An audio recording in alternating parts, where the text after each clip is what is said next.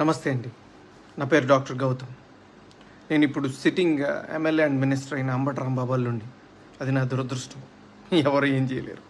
But ఈ video చేయాలా లేదా అని నేను చాలాసార్లు ఆలోచించి చేయటం నా బాధ్యత అని అనుకున్న తర్వాత నేను ఈ వీడియో చేస్తున్నాను.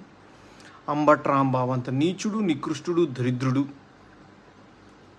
శవాల మీద పేలాలు ఏరుకునే రకాన్ని నేను నా జీవితంలో చూడలేదు.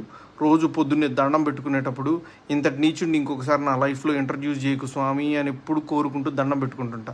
అంత భయంకరమైన వ్యక్తి. ఎందుకు ఇప్పుడు చెప్తున్నానంటే తన పోటీ చేయబోయే పోస్ట్ అలాంటిది.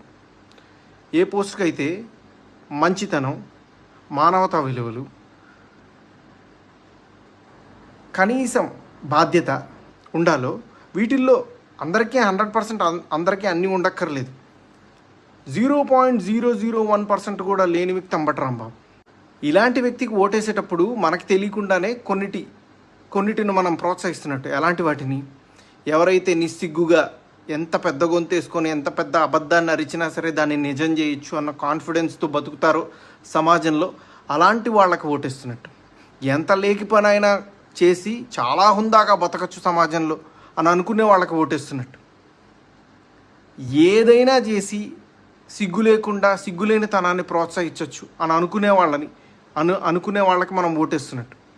ఇలాంటి వాళ్ళకి ఓటేస్తే ఇవే సమాజం యొక్క తలరాతలాగా మారి రేపు సమాజం కూడా ఇలానే తయారవుతుంది. దీన్ని ప్రజలు గమనించి సరైన ఓటుతో, సరైన బాధ్యతతో ఓటేసి సరిగ్గా నాయకుడిని ఎంచుకుంటారని ఆశిస్తూ నమస్తే.